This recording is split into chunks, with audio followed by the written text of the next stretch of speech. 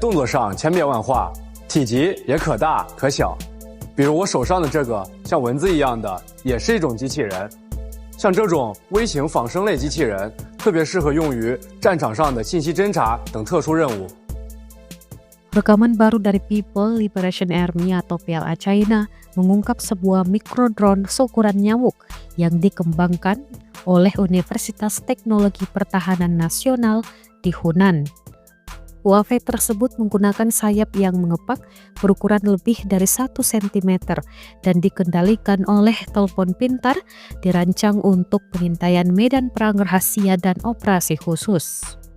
Jenis robot mikro ini sangat cocok untuk misi khusus seperti pengintaian informasi di medan perang, kata Liang Hexiang, seorang mahasiswa di Universitas Teknologi Pertahanan Nasional kepada China Central Television dalam laporan tanggal 14 Juni kemarin. Perangkat baru yang dikembangkan di Universitas Teknologi Pertahanan ini panjangnya hanya 2 cm, kurang dari 1 inci, lebarnya 3 cm, dan beratnya kurang dari 0,2 gram. Perangkat itu tampak hampir tidak berbobot di antara jari-jari peneliti dalam siaran CCTV.